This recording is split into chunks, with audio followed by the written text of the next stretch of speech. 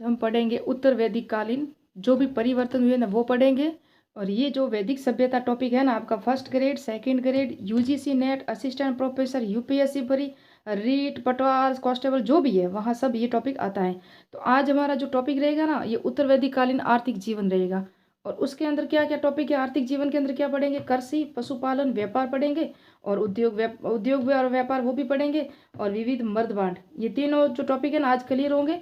और इससे पहले जब हमने पढ़ा था उत्तर वैदिक काल जब स्टार्ट किया ना जहाँ हमने सामाजिक जीवन पढ़ा था सामाजिक व्यवस्था पढ़ी थी ना उसमें से 2 पॉइंट रह गए थे। कौन कौन से रह गए थे। एक तो रह गया था संस्कारों का जो 16 संस्कार थे ना आपको पता है कहाँ दिए हुए सर्वप्रथम वो ग्रह सूत्रों में दिए हुए हैं। उसके बाद हमने पढ़ना एक और बार टॉपिक रह गया था वो कौन से थे विवाह के प्रकार जो आसवालीन सूत्र है ना आसवालाइन और इसको नाम उसका सूत्र के अंदर 8 प्रकार के विवाह दिए हुए हैं वो मान्य है। तो उनको पहले 2 टॉपिक ही हैं जस्ट हम पूरा करते हैं फिर हमारी स्टार्ट होगा कृषि पशुपालन व्यापार जो वैदिक कालीन सभ्यता में जो परिवर्तन हुए थे ऋग्वेद काल में क्या था वो मैंने सारा पढ़ा दिया है। पूर्व वैदिक काल में क्या क्या परिवर्तन हुए किस किस की खोज हुई और जिस तरह पूर्व वैदिक काल में ऋग्वेद था ऋग्वेद के 10 मंडल थे वो पूरे मैंने डिटेल से आपको पढ़ा दिए। मेरे वीडियो पूरे देख लेना प्राचीन इतिहास में। और कहाँ से पढ़ते हैं कहाँ से नोट्स में बताती हूँ वो बताऊँ भी। ये जो नोट्स है ना एक तो मैं दृष्टि बुक से बनाती हूँ पूरा शॉर्ट शॉर्ट करके। तो देखो ये है सौरभ चौबे की बुक यहाँ से पढ़ा रही हूँ मैं आपको जो आपको है ना इम्पोर्टेंट पॉइंट और इम्पोर्टेंट नोट्स यहीं से मिलेंगे और इन सबको मैं शॉर्ट करके आपको दे रही हूँ। तो ये समझ लो एक प्राचीन इतिहास की बुक कितनी बड़ी होगी। फिर मध्यकालीन इतिहास की भी मेरे पास सौरभ चौबे की है और आधुनिक भारत की है ना वो दृष्टि की है मेरे पास। और इतिहास पूरी है ना वो सारे दृष्टि के नोट्स है मेरे पास। तो आप प्लीज़ इनको जो पूरा डिटेल से या शॉर्ट में मैं दे रही हूँ ना इनको ही याद रखना इससे ज़्यादा कोई याद रखने की जरूरत नहीं है। हम पढ़ रहे हैं संस्कार तो सर्वप्रथम संस्कारों का जो उल्लेख है ना वो ग्रह सूत्रों में मिलता है और इनका प्रचलन है वो वैदिक काल से ही शुरू हुआ लेकिन वैदिक साहित्य में इसका वर्णन नहीं है किसका 16 संस्कारों का।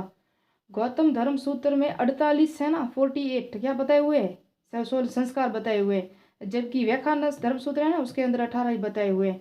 तो सभी धर्म शास्त्रों में 18 को ही मान्य है और इसमें से मैंने 5 अभी लिखे हैं नेक्स्ट में अभी बताऊंगी आपको शायद 3 तक ही दिख रहे होंगे क्योंकि मेरा बोर्ड है ना वो छोटा है।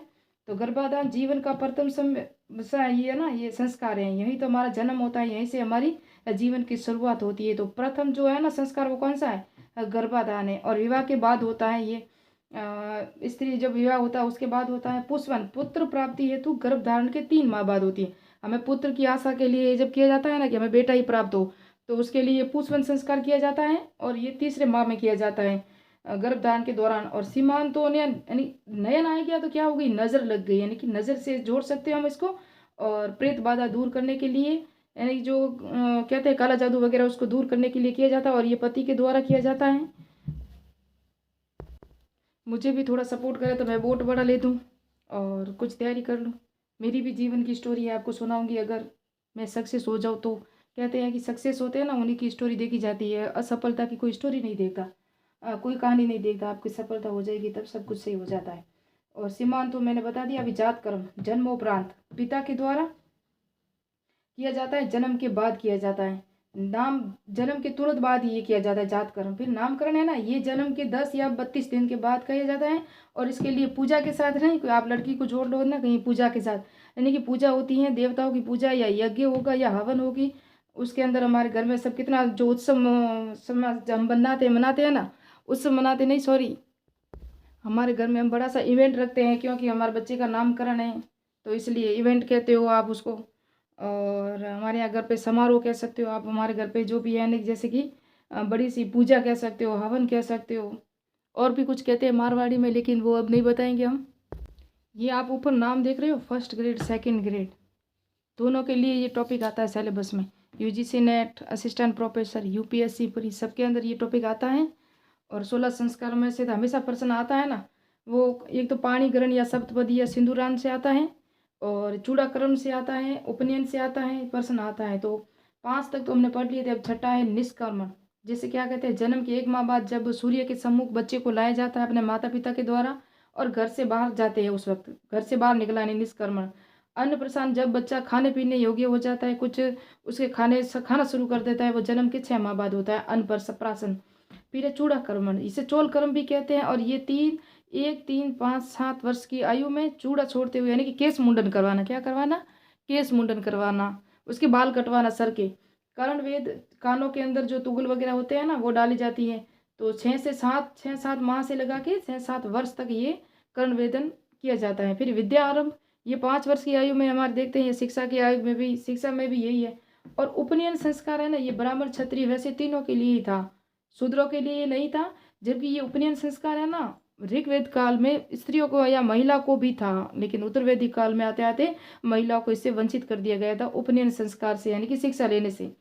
फिर भी लेती थी, कुछ विद्वानी महिला भी थी, मैंने बताया था गार्गी है, मैत्रेयी है और लोपामुद्रा, घोषा, अपाला, तो वो ऋग्वेद कालीन महिलाएं थी। लेकिन गार्गी, मैत्रेयी, जाबाली, ये थी ना 3-4 महिलाएं ऐसी थी जिन्होंने, गार्गी एक ऐसी महिला थी जिसने जनक के दरबार में याज्ञवल्क्य थे ना, उनको चुनौती दी थी। तो ये मैंने कल नेक्स्ट वीडियो में साथ पढ़वाया है, पूर्व वैदिक काल ऋग्वेद काल में। तो उपनयन संस्कार से वंचित किया गया था वहाँ उनको, महिलाओं को। ऋग्वेद काल में तो वो करती थी, लेकिन उत्तर वैदिक काल में उसको ये वंचित कर दिया गया। महिला की स्थिति में थोड़ी सी गिरावट आ गई थी। तो ब्राह्मणों के लिए जीवन 8 वर्ष की आयु में ही ब्राह्मण उपनयन संस्कार कर सकते थे। क्षत्रिय थे वो 11 वर्ष की आयु में उपनयन संस्कार करते थे। वैश्य को 12 वर्ष के बाद उसको प्रवेश दिया जाता था। तो ये तीनों के लिए था, इसके अंदर शूद्र नहीं आते थे। वेदारंभ है ना, ये कब हुआ? उपनयन उपरांत, यानी कि उपनयन संस्कार ना उसके बाद वेदारंभ होता है। तो यहाँ वेद, यहाँ मात्रा लगाते, मात्रा छोटी कर दी मैंने। और ओकार के साथ, यानी कि आवाज के साथ मौखिक रूप में वेद पाठ करना ही क्या होता है? उपनयन उपरांत, यानी कि वेदारंभ होता है। फिर देखेंगे हम तो वेदारंभ के बाद क्या होगा? केशांत, जो 16 वर्ष की आयु में दाढ़ी मूछ केस मुंडवाना।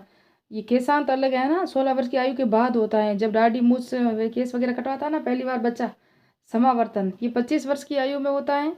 दीक्षा समारोह, उसकी शिक्षा है ना वो पूरी हो जाती है ना, उसके बाद किया जाता है। ये 8 कलशों में, 8 कलशों से स्नान किया जाता है। 8 कलशों का जो पानी होता है ना मटकों का, उससे उसको स्नान करा के उसका जो समावर्तन संस्कार किया जाता है और दीक्षांत समारोह होता है। अब वो घर की तरफ प्रवेश करते हैं और 25 वर्ष की आयु के बाद आपको पता है कौन से जीवन में प्रवेश करते हैं? वो गृहस्थ जीवन में। ये ब्रह्मचार्य था ना, वो उनका पूरा हो गया शिक्षा का जो।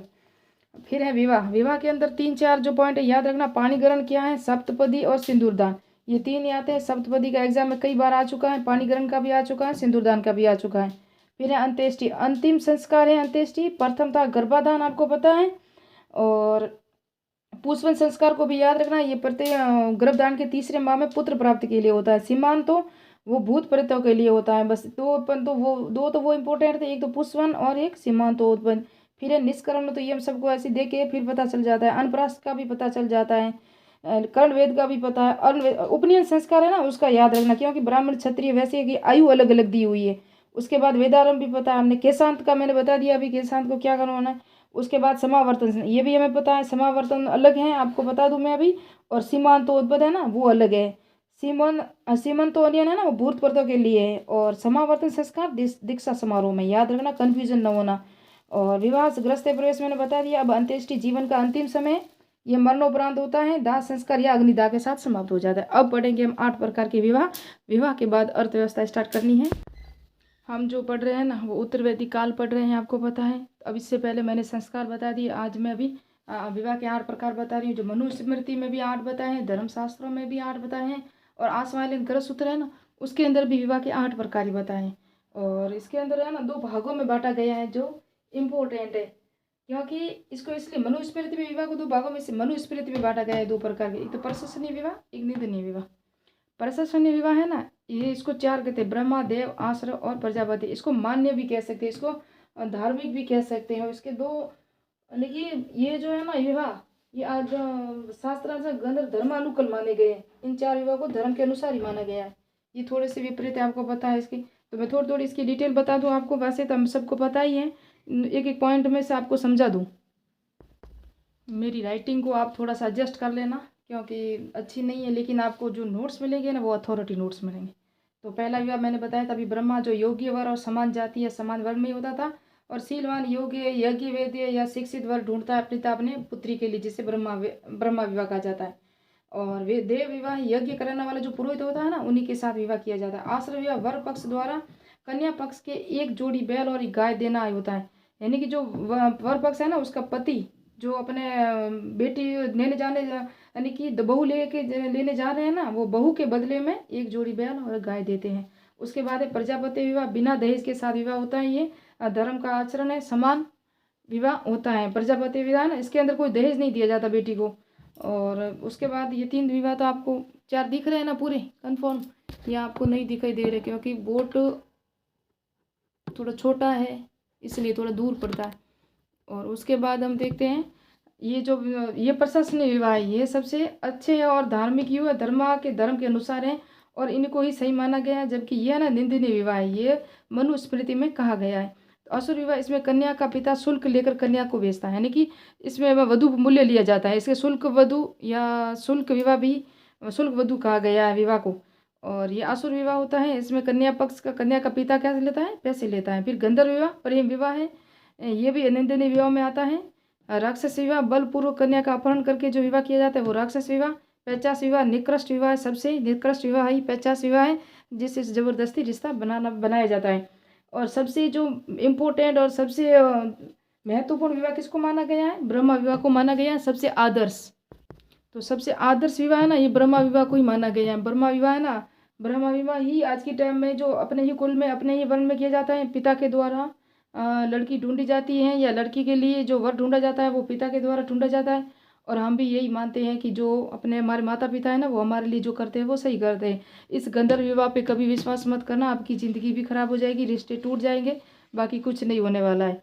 और आपकी जो भी कुछ है, मैं ये कहती हूँ बहन बेटी हो चाहे लड़का हो, ज़्यादातर लड़कियों को भी सोचना चाहिए कि ऐसे विवाह नहीं करने चाहिए, क्योंकि अपने माता पिता के जितने भी अरमान है ना, उनका हम गला घोट रहे हैं। अब स्टार्ट करते हैं अर्थव्यवस्था। उत्तर वैदिक काल की जो अर्थव्यवस्था था, 2 पॉइंट रह गए थे वो मैंने पूरे करवाए हैं। अभी देखो हम पढ़ते हैं आर्थिक जीवन। आर्थिक जीवन में हम पढ़ेंगे कृषि पढ़ेंगे पहले। कृषि में क्या क्या वर्णन है, अर्थव्यवस्था में, अर्थशास्त्र, अथर्ववेद में, शतपथ ब्राह्मण में, उत्तर वैदिक काल में क्या था, अब क्या है, डिटेल से पढ़ते हैं कृषि। फिर पढ़ेंगे व्यापार, फिर पढ़ेंगे व्यापार वाणिज्य और जो भी उद्योग वगैरह होंगे जिसे हम बताएंगे नेक्स्ट में। तो आर्यों का मुख्य व्यवसाय क्या था, कृषि था। आर्यों का मुख्य व्यवसाय कृषि था। काटक संहिता में 24 बैलों द्वारा हल खींचने का उल्लेख मिलता है। और हल को क्या कहा गया है, लागल क्या गया है, हल को लागल कहा गया है उत्तर वैदिक काल में, है ना। पूर्व वैदिक काल ऋग्वेद काल में नहीं था।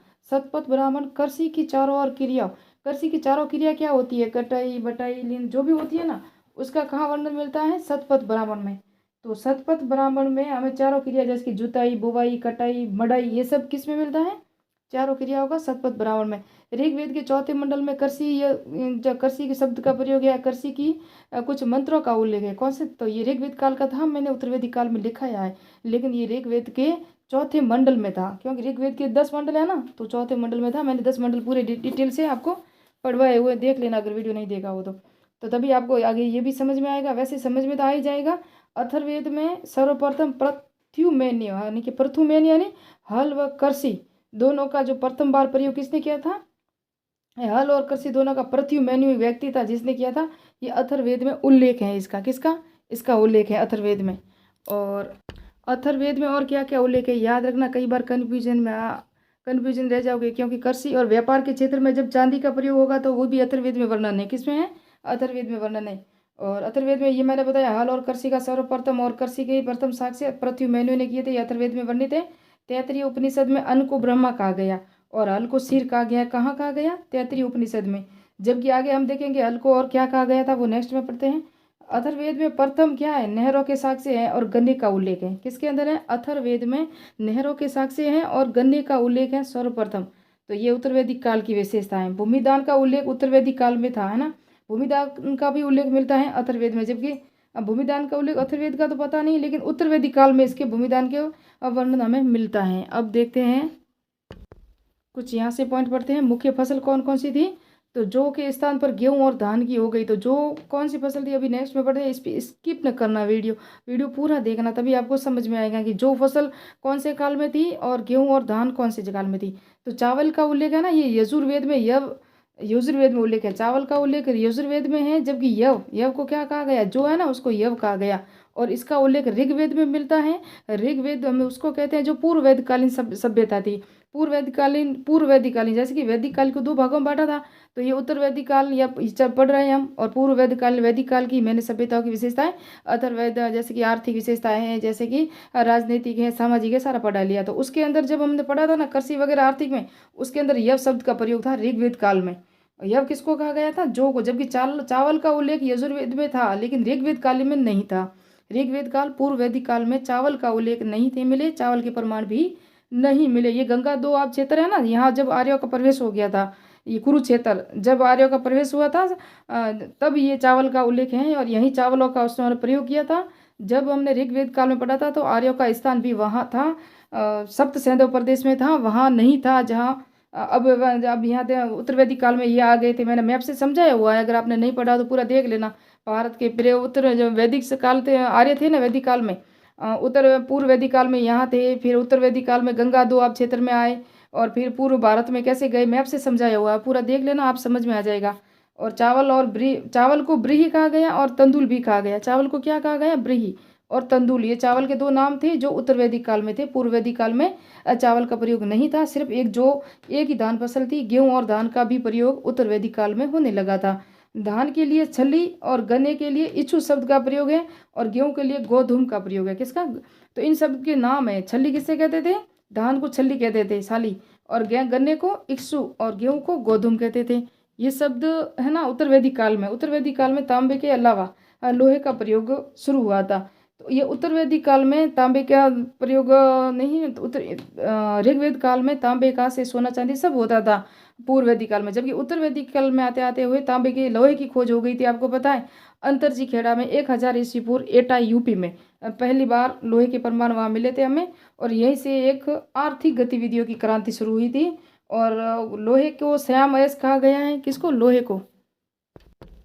तो लोहे को श्याम अयस्क कहा गया है उत्तर वैदिक काल में। जबकि ऋग्वेद काल में लोहे को नहीं, ये तांबे और कांसे को अयस्क कहा गया था। किसको? तांबे और कांसा है ना, उसको अयस्क कहा गया था। जबकि उत्तर वैदिक काल में लोहे को श्याम अयस्क कहा गया था। अब इसके अंदर हम नेक्स्ट में पढ़ेंगे ना, नेक्स्ट पार्ट में हम पढ़ेंगे। बस अब तो मैं इतना ही करूँगी कि वीडियो बड़ा हो रहा है। नेक्स्ट टॉपिक में हमारा होगा उद्योग व्यापार। एक ही वीडियो टॉपिक पूरा करूँगी इसी में। और विविध मर्दबांड कौन कौन से होंगे? गहरी, कृष्ण, लोहित, चित्रित, दूसर मर्दबांड और उत्तरी काले चमकीले मर्दबांड। उसका स्थान बताऊंगी कि कहाँ कहाँ थे। एक मैं बता दूं, क्योंकि उत्तर वैदिक कालीन सभ्यता चल रही है तो चित्रित दूसर मर्दबांड है ना, ये उत्तर वैदिक कालीन सभ्यता की विशेषता थी। और अगर थोड़ा सा टाइम एक्स्ट्रा भी रहा तो मैं धार्मिक जीवन की ये टॉपिक है ना वो भी शुरुआत कर लूँगी। उत्तर वैदिक काल की जो विशेषताएं हम पढ़ रहे हैं उसमें जो क्या परिवर्तन हुए थे धार्मिक जीवन, जैसे कि अब हम पढ़ रहे हैं अर्थव्यवस्था, जो आर्थिक जीवन है, तो पूर्व वैदिक काल ऋग्वेद काल में आर्थिक जीवन कैसा था और इस समय उत्तर वैदिक काल में कैसा है। पूर्व वैदिक काल या ऋग्वेद काल एक ही है, उसके अंदर धार्मिक जीवन कैसा था, उत्तर वैदिक काल में इसमें क्या परिवर्तन हुए थे, ये सब हम पढ़ रहे हैं। इसी सीरीज को आप ज्वाइन कीजिए, सब्सक्राइब कीजिए, लाइक कीजिए मेरे चैनल को। और मिलते हैं नेक्स्ट वीडियो में। और इसकी मैं सारे प्लेलिस्ट बनाई हुई है, प्लेलिस्ट में भी जा सकते हो। सौरभ चौबे की बुक से राजस्थान की प्रशासनिक और सामंती व्यवस्था, उसकी भी प्लेलिस्ट है। विश्व इतिहास के पुनर्जागरण औद्योगिक, वो भी पढ़ाए हुए हैं मैंने। और जहाँ जहाँ मुझे सही लगा कुछ प्राचीन काल के जो ऐतिहासिक वो भी पढ़ाए हैं। तो मिलते हैं नेक्स्ट पार्ट में, नेक्स्ट वीडियो में। सफलता एक दिन में नहीं मिलती, एक दिन जरूर मिलेगी।